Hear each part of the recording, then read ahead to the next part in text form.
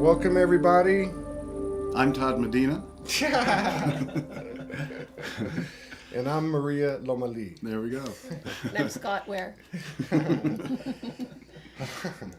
Welcome, everyone. Welcome to Soulogy in Sedona in collaboration with Vibrational Empowerment Network, which you can find at vibrationalempowerment.net. We're live on several platforms, including on the Soulogy platform, Soulogy Wood Studios Facebook page. We've had a lot of interest in the broadcast we've been doing from this portal. We've had a lot of really incredible, a wide variety of guests and expressions. So today we have like three different things to present in one. So we have a beautiful divine couple who have an incredible story. We've got two individuals who have their own incredible story, and we also have the presence of Scott Ware, the publisher of Radiance magazine, and who's really been doing a great job with that, which we have had him on the show, and we've talked about it a little bit. But let me just welcome Maria Lomale. I said it wrong. Yes, you said it right. And Scott Ware. Thank you. And yeah, welcome to Sedona. We had a great dinner last night. They were kind enough to buy us a pizza, and it was very cool. It was fun. I particularly with Morgan. Yeah, with the unicorn. Yep. With the very. She was spotted in the wild. Right, rarely sighted. Mm-hmm. Yeah. So you guys drove up, and that's cool. Always. Where we want to start? We talked about it last night. Yeah. Well. And this is where I'm at a disadvantage because normally I don't talk to anybody before I go on a show with them, so it can be fresh and spontaneous. But there was so much stuff that y'all talked about last night, and I don't even know where to start. I mean, the story about your sister was amazing. Y'all's story was amazing, and maybe that's where you start. You guys knew each other for like a year or something like that, and then we did. Y'all went to a Vision Quest party. Psychedelics. A psychedelic mushroom party, but you had already known each other. There wasn't anything romantic. There wasn't anything in either one of your minds about I want to bust the move on the other one. None of that happened. And so you're in the middle of this ceremony, because it is a ceremony. It's not party time. Right. And I think you said your backs were to each other, or your back was to him, and I think you started it, and I'll let you finish. Sure. You started it with, you heard a voice that said, "Go and kiss Maria." Something like that. Yeah. It first, the three of us that were participating in this ceremony were as we were coming down off of all the visions we'd had, and I had a miraculous vision. There was a lot of talk about what we were doing and it turns out, speaking for myself, I was in a relationship that where the agreement had really ended, and it was a little hard for me to see that for a long time.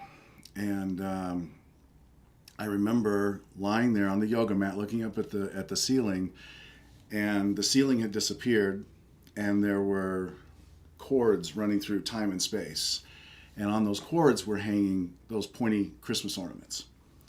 And I'm thinking, okay, I get that each one of these ornaments represents a choice in life.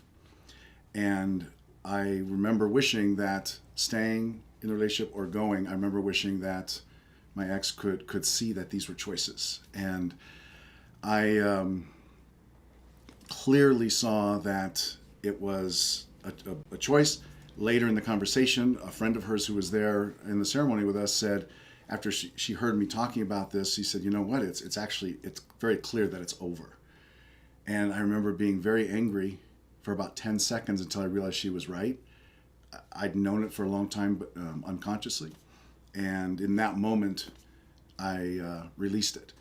The next day, I was sitting in my room. My ex knocked and came in, and it went to what used to be our room, but we'd been in separate rooms for some time.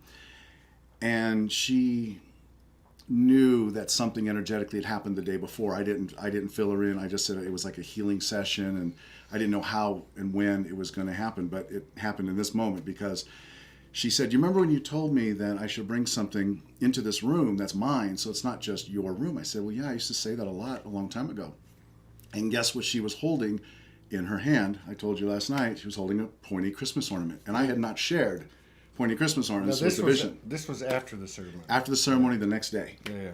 And I was staring at it. And she said, "What's wrong?" And I said, "Come in, close the door, sit down. I want to share what happened yesterday in its entirety." And 15 minutes later, we agreed that indeed the relationship had come to an end after 25 plus years. And, Wow. and that was that. So back to the ceremony, you heard "Go Kiss Maria." You approached Maria, or did you get something before that happened? Yes. So I was facilitating. I was supposed to facilitate the session, but I was totally not able to do that. So I didn't realize at the beginning that this was for me as well. I wasn't going to be able to facilitate the way I usually do.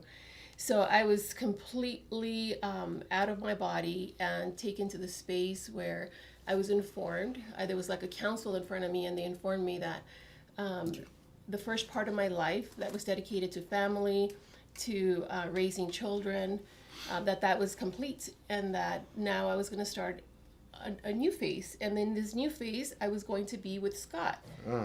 And it was being told to me so matter of fact, where Scott and I didn't even have any connection like that. So even though it sounded very clear and it made sense, and when I was there and being informed by this council, it freaked me out, and I was in fetal position with my back towards Scott. I didn't know any of this was going on with her. I just recognized this body language is odd. I thought she was supposed to be helping me out here. Okay. So that was interesting. Right. So then when I was informed that, and I kept sort of like questioning how is this, what? Right. Then I heard Scott and my friend talking about his relationship, and I was just kind of listening to them and then going back and forth and hearing the counsel.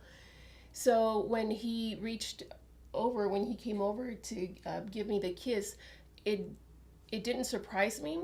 And even though a part of me was like, no, let's not do this, there was another part of me that knew better, because I had already been receiving this other information. And I knew it was important for me to take that next step. I didn't know any of this was taking place with her. All I know is at a certain moment, it's a handful of times I've heard something like this that's been so clear, like Start the Magazine, and this was one of them, which was tell her you're going to go over there and kiss her. And I did not want to say or do that, but it was so compelling, and I realized that, I mean, it's going to be her, if she wants to do it. And so I said that. She said, "Oh my God, oh no." And I'm like, "Oh, I heard a no in there, but okay." I went over and I sat down. Nora's right there. I waited 3 or 4 seconds, and she looked up, and we kissed, and activations happened like I was energized. She was. It changed everything, and we've been inseparable ever since. So before that happened, you heard "Oh no, no." I told him when he came over to kiss me, I said, "No, oh my God, no." Oh my God, no. But did he say, "I want to kiss you"? Yeah. Oh, and then you said no. Then she said that. I sat down. I waited just 3 or 4 seconds. She looked up to kiss me, and we did. And it was instant. It was instant that we became aware of our connection. And there was this profound love that we felt instantly. Instantly. It was divinely orchestrated, and we've gotten confirmations ever since then, almost daily, which has been helpful. I mean, because like this doesn't happen. In fact, telling the story, it's a little, okay, I know how that kind of sounds, but in that context, it was perfect. And we had, so here we are on your show talking about us as a sacred union couple, although I don't know if we want to put that label on, but so ever since then, she's of course been a huge impact on Radiance. In fact, I'll just hold it up for people who don't know. Radiance Magazine at over 600 locations in Southern California, online, and who's that? Who is it? Todd Medina. Oh, really? Little situation there with Todd, showing all these tons of people you've interviewed. How cool is that? I didn't know it was in this. I hadn't had a chance. I hadn't had a chance I grabbed 2 of them and I took them to the house, but I hadn't had a chance to look at them. Thank Yeah, you. there you are. That's very nice of you. Yeah. Well, you're doing a lot of great work. I'm glad your Patreon account is up and people can contribute to you, because what you're doing is amazing. I mean, 3 people a day frequently. I mean, I think a lot of people out there, sometimes we take you for granted. We're just like, oh, you watch Todd? Oh, yeah, Todd's on. Let's see who's got on. It's great what you do for us. Thank you. Yes. Thank you very much. So, but it's a great what y'all are doing, because this is the new energy being anchored into the back onto the planet. Divine union frequency is sometimes it looks like a couple, a male and a female. Sometimes it's a same-sex couple. Sometimes it's an androgynous being. Sometimes it's 2 brothers, which I've ran into recently. Sure. Very good friends of ours, collaborators of ours, have the same frequency that you guys have and that Morgan and I have. So this is very important. It's under the radar. It's not like something that's being talked about a lot. And there's a lot of different components to it, such as, it's always perfect, right? Fluffy, love, and light. Yeah, sure. It's always smooth sailing, perfect. We were talking about that, and I just want to say one thing. You talk about couples and the direction sometimes those conversations go. I just want to say, I did not know that when I finally found a relationship that I'd wanted but didn't know it was possible, that checked so many boxes and boxes I didn't even know existed. What I didn't know was that it was going to lead me back to myself, to self-love. Yeah. That's been one of the major miracles of divine union, which is it's counterintuitive. You think, it's just going to be all about that person and the 2 people, the energy is just going to go float off. Yeah. But no, because I think the difference between, say, a 3D relationship and a 5D relationship, the 3D relationship, they don't know that there's something else or they don't have the tools, for instance, to step outside and resolve conflicts sometimes. Yeah. 5D, I see it as more compressed, and anything that's inside that doesn't belong is going to get pushed out. So Squeezed. squeezed out, purged.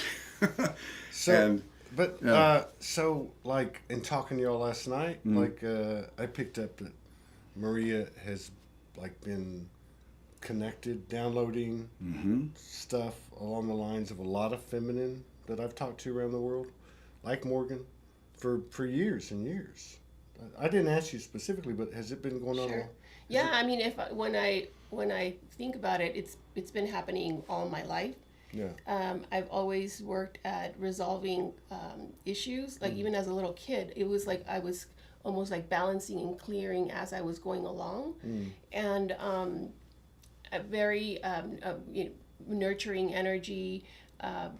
I facilitated and held space for others. So I was like working my way up to, where we are now. Right. And recently it's been just more clear to me how the divine feminine energy, how I work with the divine feminine energy and the divine masculine energy. And it has everything to do with our relationship too. And what the new energy that's that's available now for the collective. And the relationship has really serves like Scott said, to help ourselves, to bring ourselves closer in to ourselves, to self-love, and to ultimately, it's like a personal love story, like bringing this space of balance and love and union with your own divine masculine and your own divine feminine, so that they could have that sacred dance, and then you could really resolve conflict within yourself when you see these 2 representations within yourself and see how they're working together. Yeah. So that's something that we have been working on a lot recently, and we have seen how it has developed in our relationship, and the benefit of the relationship for that.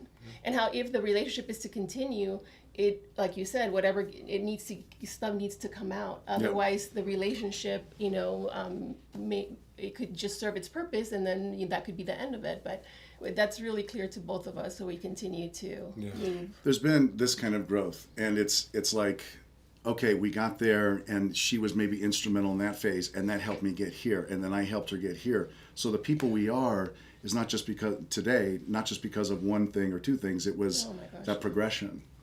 and work Yeah.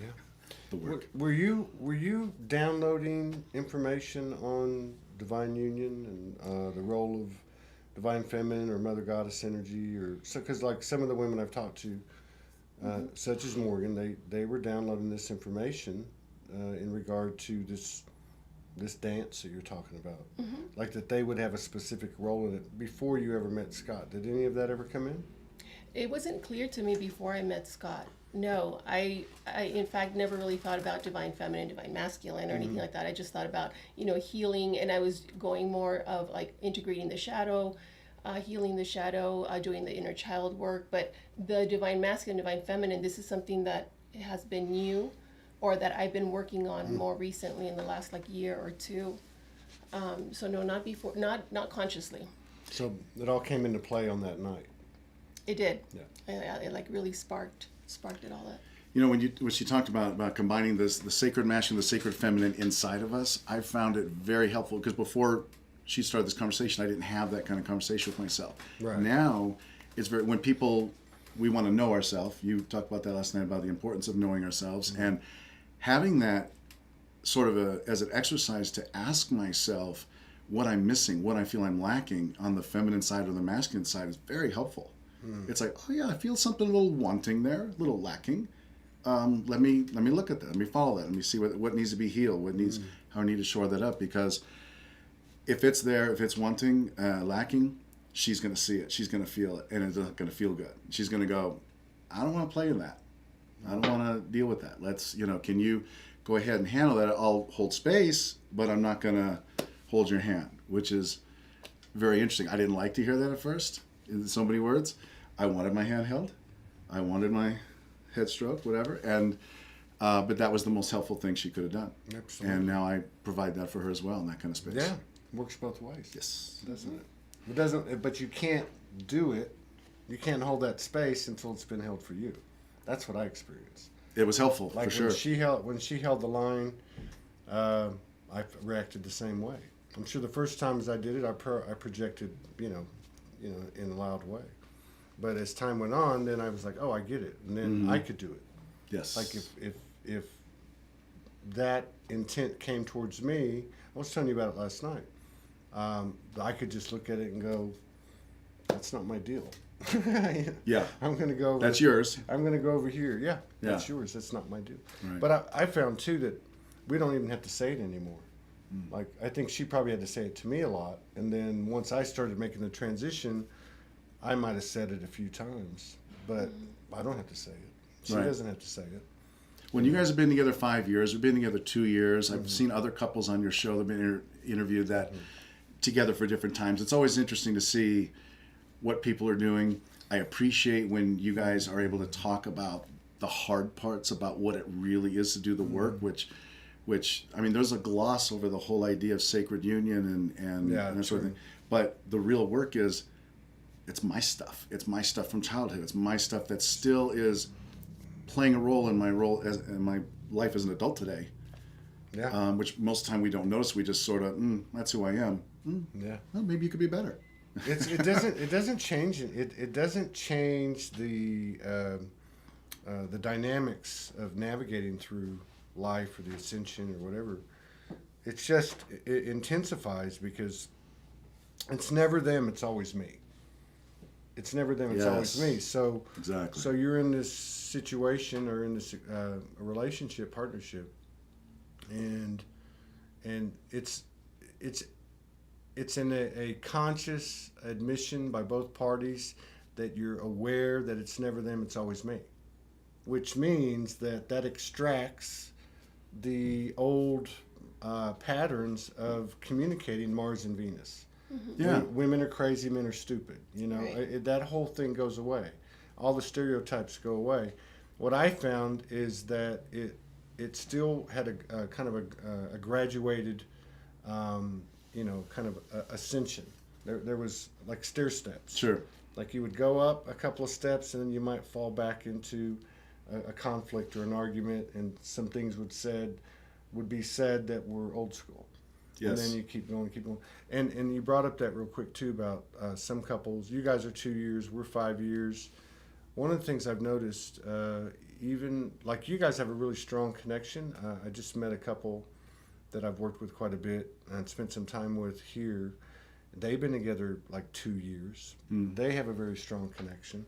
And I noticed certain things in these couples. And I don't think linear time really has relevance to it, but I have noticed that the longer that period is, the more fluid it seems to be. So, and I know in the quantum field that like my 5 years might be 5 months for somebody else, but I guess what I'm trying to say is that, you know, I was always told that on the journey of the soul or on the soul highway, you can't miss a step. And I think when you look at a divine partnership, a sacred union, it's the same way. Like there's no shortcuts. And it's really interesting because you can see the other person's blind spot and they can see yours. And how do you communicate that? I found that very challenging. How's it been for y'all? Communicating, well, it's been messy and then a little bit cleaner sometimes and then messy, but we're okay with the messy too. We were talking about that this morning, that even, you know, we are physical, we're human, so when we go deep back into our programs, into our 3D old way of being, because it is so important to us. Like this is what we do all day, every day, to try to be conscious, to try to be aware, and to be centered, you know, so that when we're not, we feel it. We feel it with each other. We feel it in the relationship. So with you, like in the past, like when it was not so polished, it was like, okay, we got to talk. Like there's this thing that keeps coming up that there's something more profound, there's something deeper, and then we would explore it. Scott has been really open for the most part about exploring and going deep. So have you. And let's see what this is about and stuff like that, you know. Sure. So when we would work, so there would be awareness. We would be able to work through it enough to see, okay, what's at the root of whatever this issue that keeps coming up, or this pattern that keeps coming up. So there was awareness. That doesn't mean that it stopped. Right. You know, from showing up. I would add that it helps to have an agreement in the beginning that we're going to have these kinds of talks. Right. Because she's got so much wisdom. She's bringing forward the divine feminine and her divine masculine. And there's been times, you mentioned if she sees a blind spot of mine, and she might say, have you ever thought of this? And I've actually said, you know, I would bring up resistance.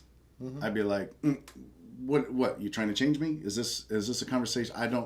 So I wanted a little, we just need to establish that we're going to have these talks. But first I had to establish she doesn't come up with stuff from the ego. She's not coming up with things that are meant to mess with me or change me. It's just, maybe it's that little thing, the plank, you know, what they say, the plank in the eye or the splinter in the eye.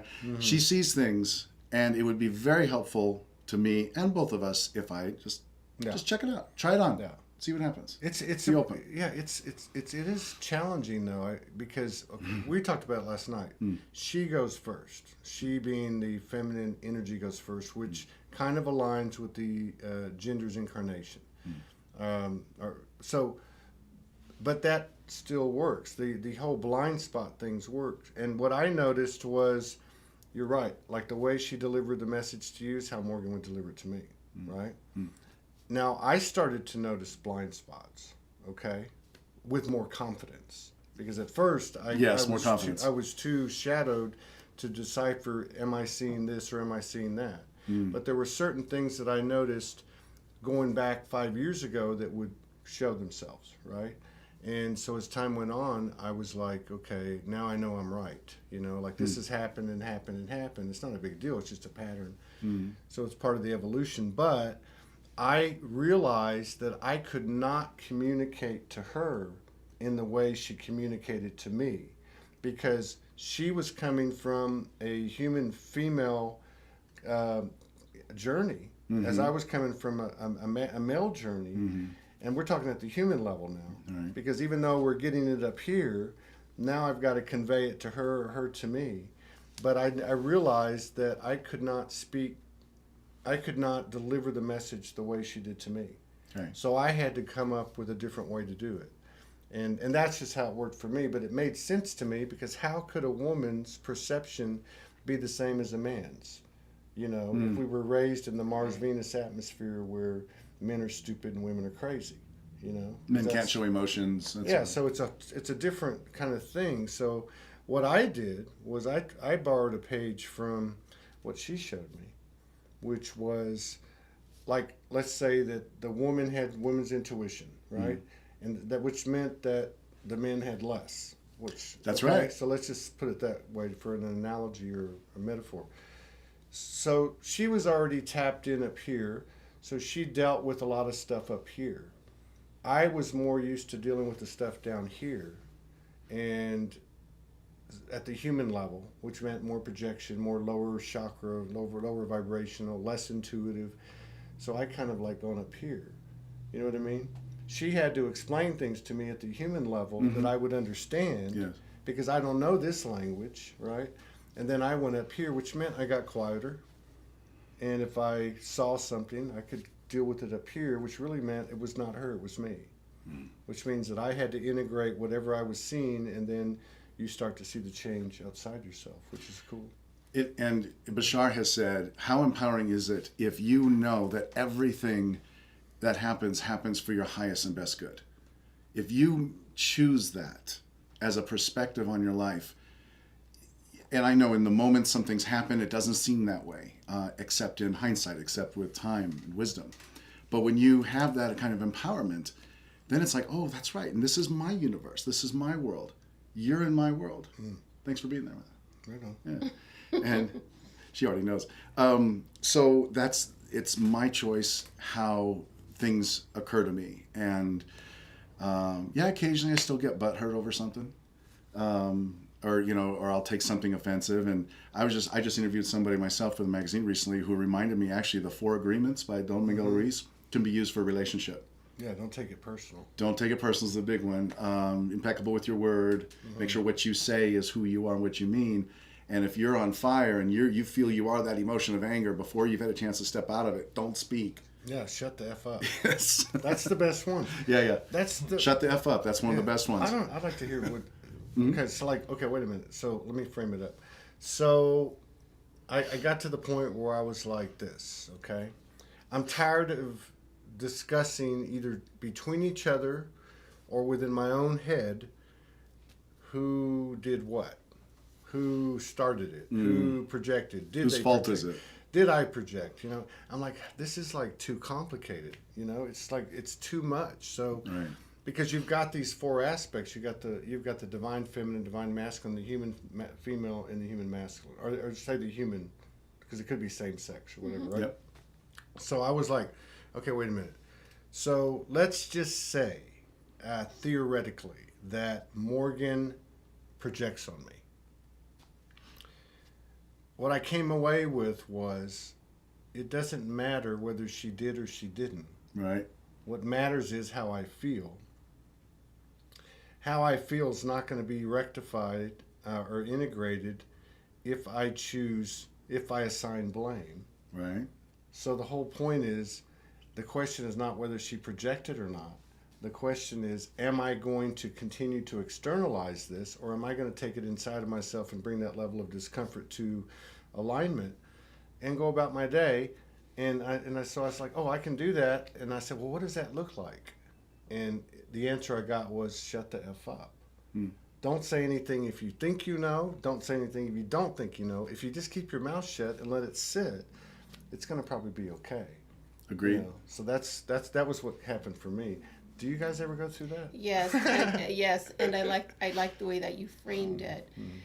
So you do have that's the power of choice. You have the choice, no matter if it's with Morgan or in any situation, in any conversation, no matter what anybody brings to the table, any perspective.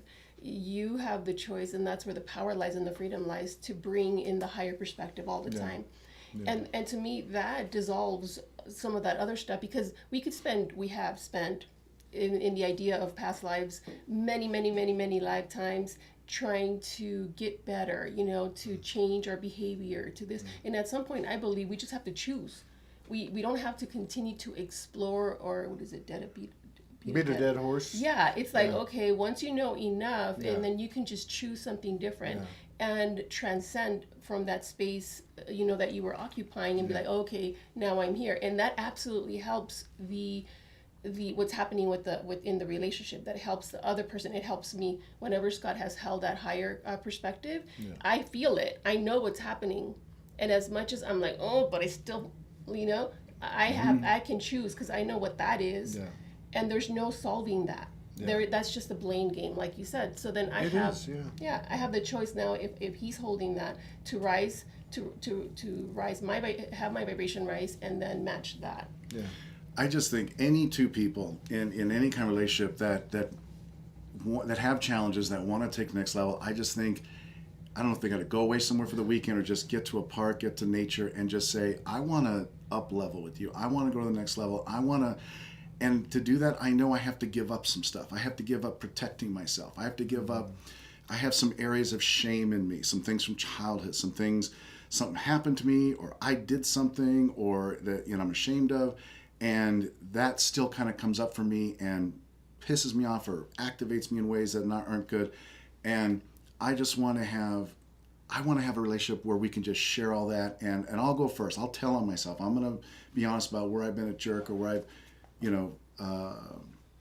didn't let you express yourself or something, and open that up and have those kinds of talks. And that's another level that is available to anyone. You just have to sort of set that intention and do it. And then, of course, it's like, I think Ernest Hemingway said, to be a great writer, he said, all you do is open up a vein. And you just bleed onto the page, metaphorically speaking. And I think the same thing in a great relationship. I think it's the same thing. And just be honest, and just have that level of trust, establish that. Then from then on, you can have so many conversations where instead of fights.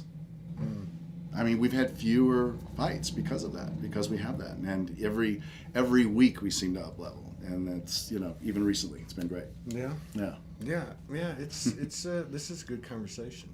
So I had it in my head. With what y'all were talking about. It's an interesting telling on yourself, right? It's a fascinating thing, and it feels very free, especially when you feel the trust that the person will hold that space. They won't judge you. They won't mock you. Go ahead. No. Okay.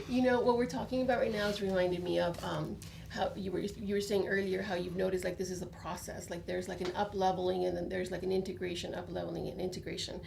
And I think this is part of the same thing with us in our individual experiences. Is the relationship as a tool is great and wonderful, because we still have all these programs running, all these beliefs running, within our subconscious, that this sort of exchange helps bring them up and out of us, so that we could, I think we're preparing ourselves just for truly embodying the higher perspective all the time. Yeah. So including I lost my thought, but Well, and it goes for when you get triggered and something happens. Now that may not be the time to have the conversation when one or both are triggered. May want to just put it off, just hold space, shut your mouth, go away for a while, let things calm down, and then say, come back to it with that old thing of, I just want to share something how I felt. Had nothing to do with you. This is how I felt. I just want to share it. Yeah, that was a big one that she introduced to me. Was, let me tell you what my experience was. Yes. Which, at first, it was because we were in an old pattern where the masculine or the wounded masculine's dominating the conversation. Then it became The wounded masculine dominates the conversation in the world today in a lot of ways, doesn't it? I mean, yeah, and again, it's not always, it doesn't always align with the physical gender. True, But true. because it could work both ways. But most of the time it was, me. But what I'm trying to say is, and then I started to take it in, like, oh, okay, so that was your experience. That's the way you think. Because I think this was a big part of it is Mars, Venus. We cannot speak rationally to someone in these transitioning waters, that we're that close to, because we have no idea what it was like to walk in her shoes or his shoes. And as long as we feel like we do, we're full of shit. Okay, so we're gonna stagnate and we're gonna flatline. I think a lot of the understanding came from, or comes from, let me tell you what my experience is, which she introduced to me. And then also, I think it comes from, I guess, etherically, like through the merging of the chakras, sacred sexuality, where you're not instructed or told,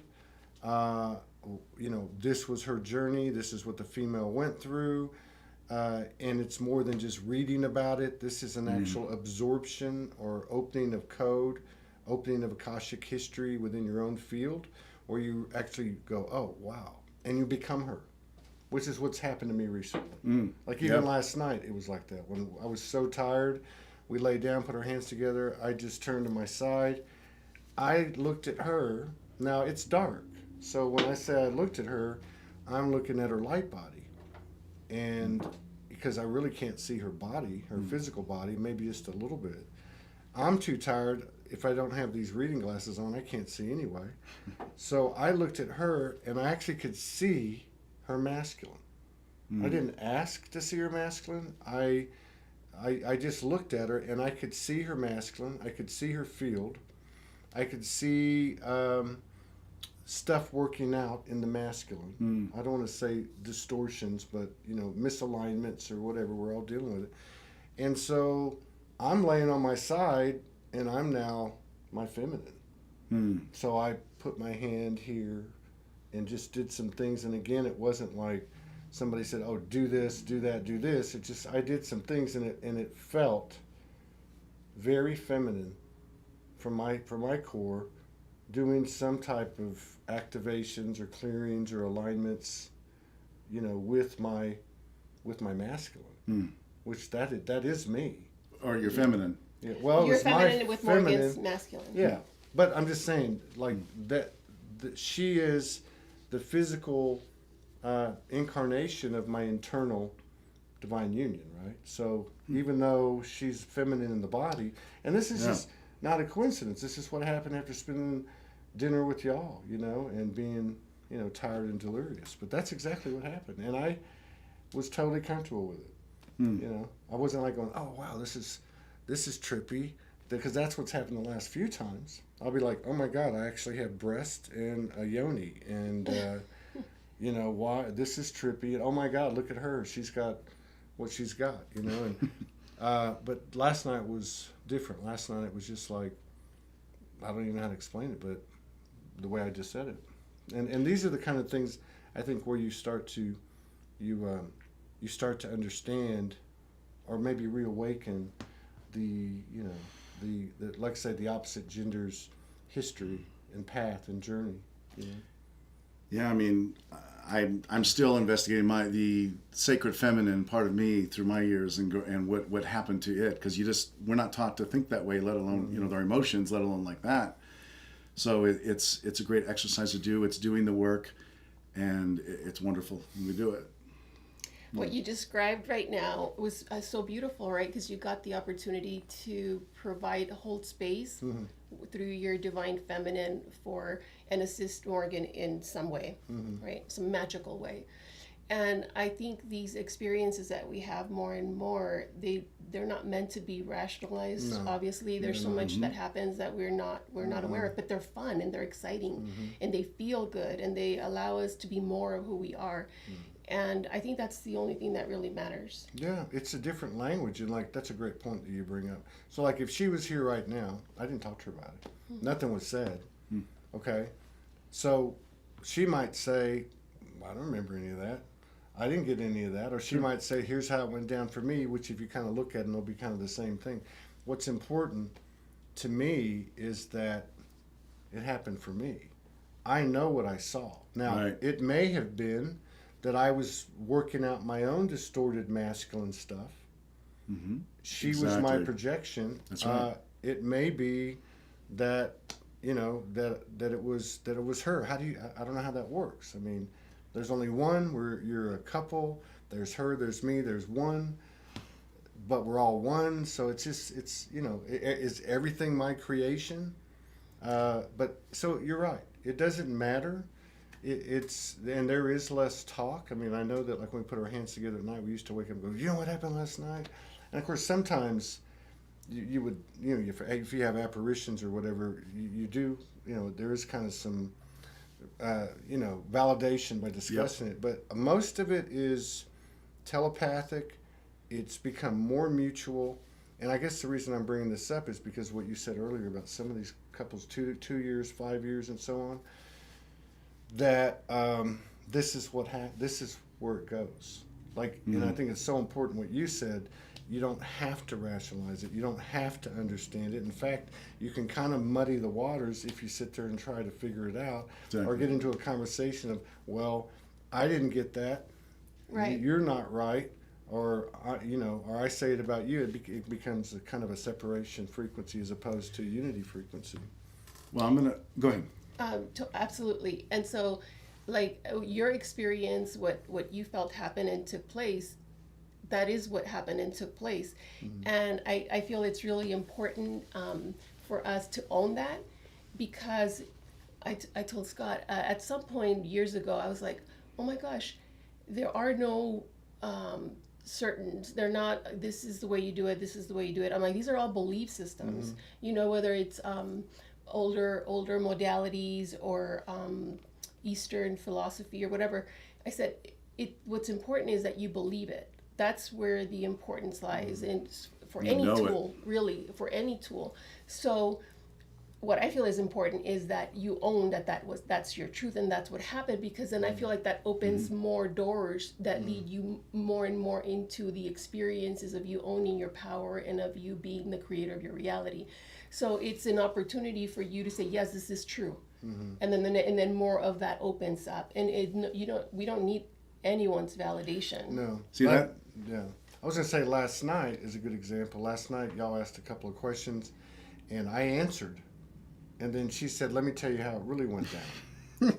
And I was being the interviewer last night. And I told her, I said, that's not what happened. Now, she can believe that's what happened. And I know what happened. My knowing of what happened isn't anyone's truth beyond myself. Now, she sees it, she tells the story a different way. I actually think it's the same story being told. Sure. 2 different ways. But to your point, I think that's the basis of it, because if I'm in a relationship and I think, to be honest with you, in the beginning, in the typical sacred union frequency, the typical one, and when I say typical, I mean like maybe 80% or maybe even 70%, which is a romantic involvement between a man and a woman, okay? That would the other ones fit the same frequency, they just have different faces, but this is what I'll use as an example. In that example, the masculine energy is the one falling on the sword, and rightfully so in the beginning, because he's having to eat more humble pie because he's been more blinded. He didn't have the intuition she had, and so on. But at some point, it starts to level off, and I think that if you're going to have any type of continuity, any type of perpetuity to the relationship, then it becomes a situation like you're talking about. I can stand in my truth. You can stand in your truth. We can experience the same thing. Yeah. We have 2 different takes on it, and it does not become a point of conflict or something divisive. As long as we don't try to convince the other person our story's more right. That's what I mean. Yeah. You just honor each other's version of whatever took place, and then you move on. And that's the thing. Well, if you probably noticed, she's very good at empowering others. She's very good at giving permission slips, if you will. And a year ago, even, I wouldn't have done something that we just did. When we were here a little early, we're parked across the street at the Whole Foods under a tree. And we'll listen to a guided meditation. We'll just pick one. And this time we wanted some holy fire, Usui, Reiki, and just the sound bowl. And we were sitting there. And then I opened my eyes a little early at one point, and I saw the leaves, different trees out there on the boulevard. And they were moving beautifully. And I just had a moment with those trees, with the leaves and branches. And I said to myself, anytime I want to, I can bring healing Reiki to me through them, or anything I want, anytime. It's my world, it's my reality. I can do what I want. And this is what I've learned that a lot of the spiritual people do when they're manifesting and creating and being mystical. It's imagination. Imagination meets something halfway. and you know this better because you've had a lot of manifestations, lots of apparitions, and I've had a few. I've done some channeling. I've channeled a dragon. So, and that just requires a little surrendering and letting go and taking that inspiration that Maria's real good at, which is do it. Talk to the trees. Talk to nature. Make this world what you want. It's your life. We're all just living in your life, in your reality. That's true. So, imagination's key. It's the door. To me, it's the door. Your agreement to explore the unknown, to explore something bigger, to allow something greater to come through you. And yeah, I was saying that I realized that these were all just belief systems, and it really felt good. It felt a little shaky and scary because it was like, oh, the false sense of security. Like, I want to have something that I could say, this is the truth. But when you let that go, you step into something that's so much bigger and so much more powerful and so much more free. So it's whatever I choose to invest my belief system in, but in knowing that it is a tool, not that it is the absolute truth for myself or for anybody. But the more I believe it, the more I strengthen that, and I work on making that really something that it's second nature to me. The faster and the stronger that it is, whatever it is. And that was a great conversation starter, because then we started talking about what are some beliefs we have that are sort of security blankets that kind of feel good in the short term, but in the long term don't serve us, and would be good to let go of. That's a very good point, because I think what's happening right now, I'm observing this. I haven't even discussed it with Morgan, but I am.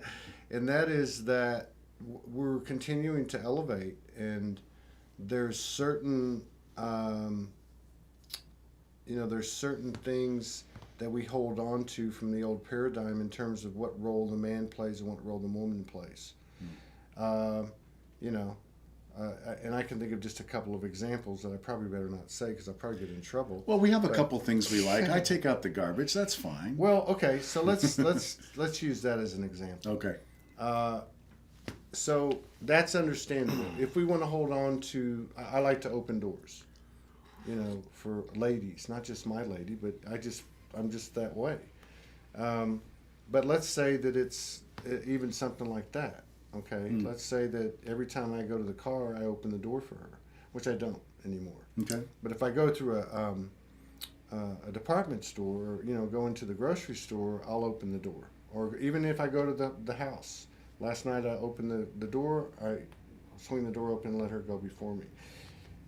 Is that a habit? Is that manners? Is that Southern etiquette? I don't know. But the thing is that I guess what I'm trying to say is that it's a paradox.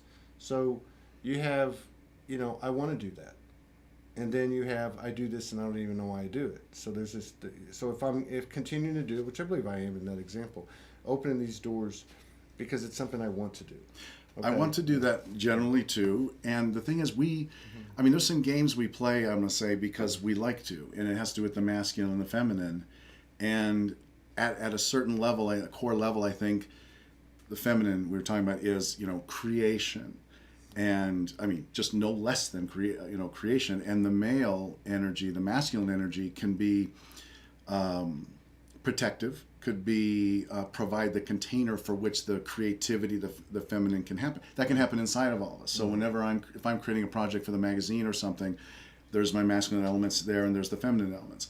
But in the outside world, with Maria, I do like to provide them, and she is a woman, and she has female reproductive organs and all. And I think but I think the men of the world, I think it's okay for us to do those things because the women have more. But this is where we get. Okay. This is where we get into the rationalization. I find that men do this more than women. They build these parameters that is basically validating their existence. I've seen it happen a lot in the conversations I've had with men in regard to sacred sexuality, in regard to temporary celibacy within themselves in the relationship, no thrusting during intercourse versus just having penetration and holding that position, doing things that we've not done before. And I'm only using that as an example because this is what we do, because this is what I do. All right. But I'm getting to the point now where what you said earlier.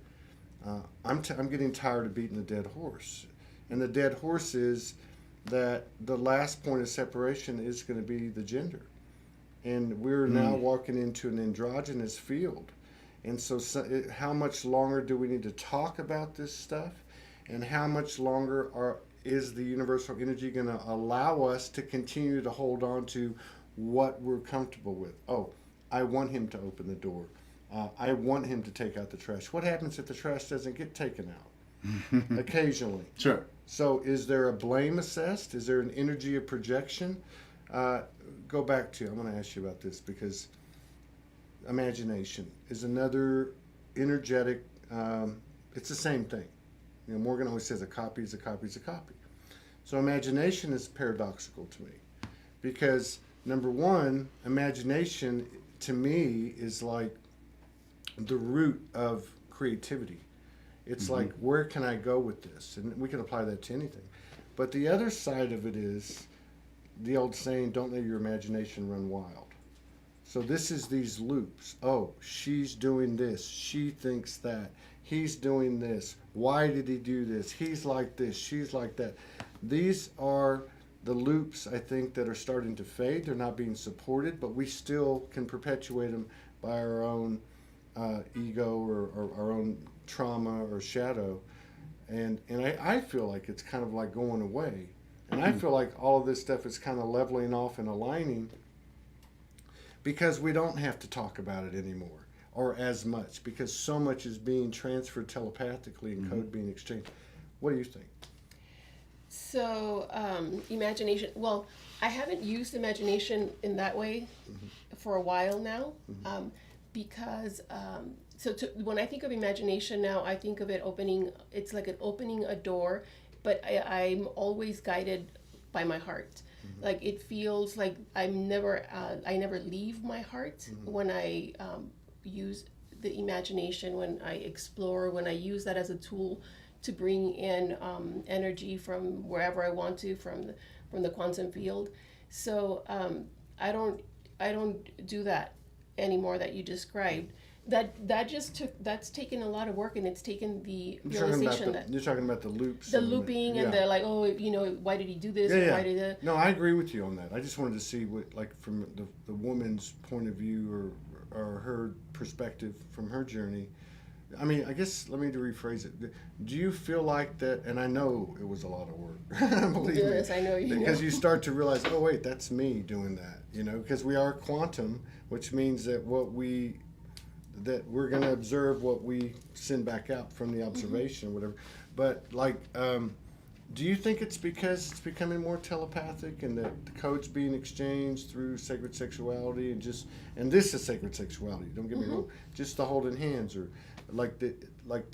there's less words needed? Absolutely. Yeah. I think it's happening hand in hand. We're like leveling up, and the words, to me sometimes they're just they could get you in a loop sometimes. They traps. Yeah, it's like there's enough complication out there, with everything that we've had to go through from what we went through to, let's say, post 2012 up to 2019. Let's just say that we had Yogi Guru templates, which were effective and we needed them. Maybe it might be books or instruction or practitioners that you went back to see every month, and now it's kind of moved into self-empowerment. And it's just self-healing. Yeah, well, like we're our own doctor, physician heal thyself. I mean, everything is an inside job. So I guess where I was trying to go with it is that I feel what's happening is we don't even have to say anything. Like you can see something. Like I'll give you an example. Like in the Soulogy field, we've had some people come together and there's not been instruction. It's all been really organic. And you see something in the field and you go, oh, that's kind of, strange, or that doesn't look right. And I say, you know what? It may not in this moment, but I don't think anything has to be said. I think it's actually going to come into alignment without being wordy about it. Right. I guess that's what I was getting at, and what I was asking you is, do you think that's part? In other words, did that reality assist you in, fading out those loops of your imagination runs wild? Absolutely. So, like, even this conversation, like, if I think too early about anything that you're saying, I actually really I lose it. I find that I have to let just myself speak in the moment, and let whatever is going to flow, whatever's going to come through, come through. Yeah. So, I think it happens naturally. Yeah. And back to what you said about the healing, or if we at some point just choose, you said something like that, or I think that we get the whole benefit and the tool of the relationship, and of helping the relationship bring out things that we're no longer choosing, Right. and therefore coming home to ourselves. The choosing part, I think that has to go hand in hand. I think that a lot of times, sometimes, and everything is divine and perfect as it is, but sometimes we spend more time in a given phase, Yeah. because we get stuck in this idea of, I need to heal this, or I need to let me pull from childhood what it is that happened. I've had it where my higher self told me, what else do you want me to make up? What other story do you want me to create for right. you, That's what to I'm give you saying. material so you could Yes. pretend that you have to heal something? Yes. So what I've Yes. been told is that at some point it's just a choice. I agree It's a with choice, that. and that's Yeah, transcendence. and so you're a practitioner, right? I am. So it's kind of, and I'm not, but I mean, I've worked with people before. Of course, Morgan is, but like there's a dynamic where the client will come in and have a conversation, or I'll just use myself. A friend of mine will approach me. They'll say, "Here's the situation. We'll work together," and I'll say, "Hey, okay, da, da, da." And then they will come up with the admission, "Oh, I'm this, or I'm that, or this is what it is." Boom, it's done. But then the next time you see them, they come back with the same thing, and then they come back with the same thing. And then by that point, I'll hit them between the eyes and say, "Look, don't talk to me about this anymore. You're the one. You know what it is. Take care of that shit. Get off the pot." Right. And so I guess that's what I'm saying. What I'm hearing from you, something seems to have changed. I'm a total believer in 0 point. Morgan is a 0 point oracle. Right. And I think it's necessary. I still utilize these types of techniques, but there's something about the field now that seems to be different, and I think it has a lot to do with two things you talked about: belief and choice, or maybe you said the belief, but belief and choice. Like my belief is this is my experience. Like we were talking about a minute ago, hers was this is the way she saw it. I'm okay with that. I'm going to stand in my field, and I'm going to continue to march down the road. I can do the same thing by saying, "Hey, I've seen this before. I don't want to do that anymore. Right. I love you. Thank you for presenting yourself to me over and over again. We had a conversation before. I'm talking to the energy. We have it again. Now I'm going to not go on. I choose not to go there." So for me, it's been like, okay, well then, if you're not going to go there, where are you going to go? And now I focus on that, where there is no impediment. And what's helpful to me when I do that is going to 5D, going to my higher self.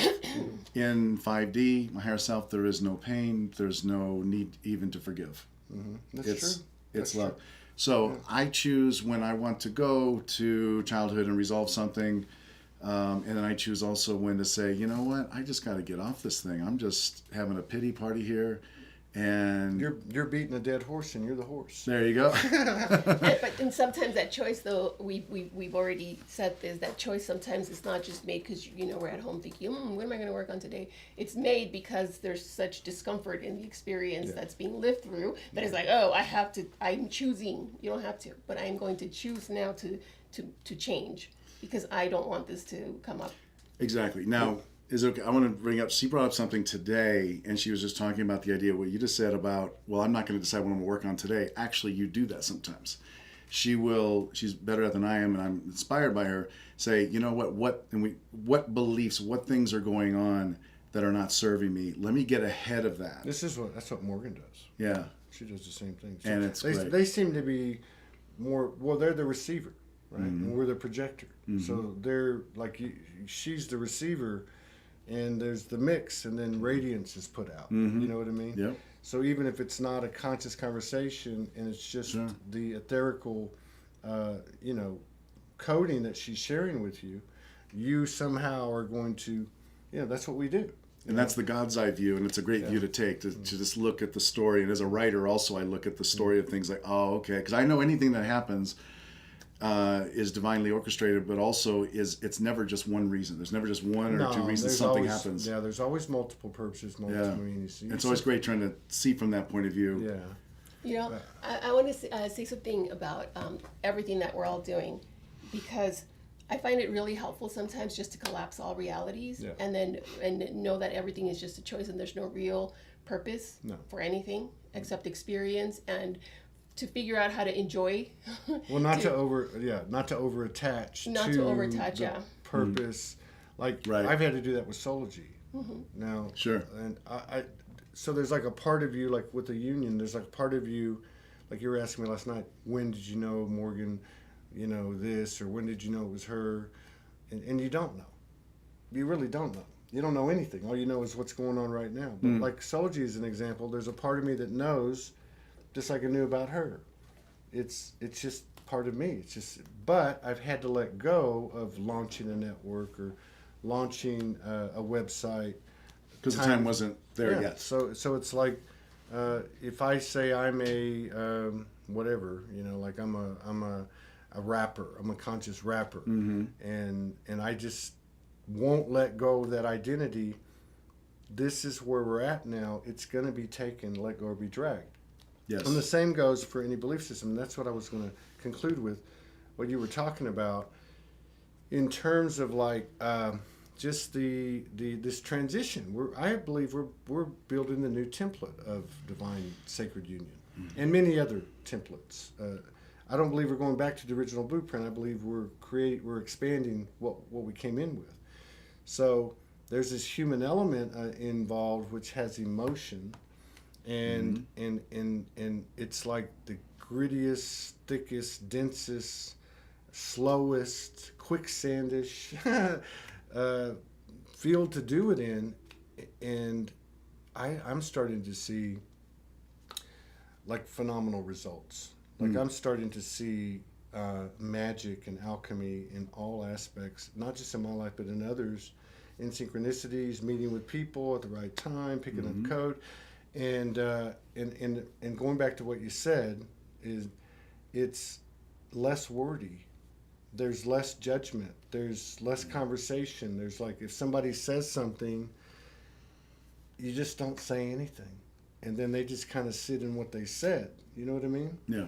It's really fascinating, and it's moving really fast. People who have died and come back, people who've had near-death experiences, a lot of times what they'll come back and say is, wow, that was a rush. Oh my gosh, I didn't say I love you enough. I didn't express myself enough, but that was a ride. Whoa, can I get back on it?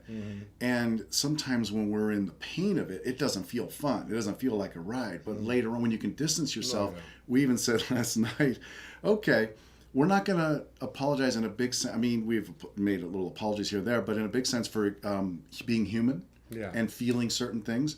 And having little, petty fights over certain things, we're like, that's a part of it. And it's great to be distanced enough from it to laugh at it and go, that was fun. That was kind of, I don't want to live in that, that dynamic. And I'm glad we're separated from that. But it's okay to get to that point where you can even say that, wow, It's a good laugh. It's a good laugh. It really is. That's part of it. Yeah.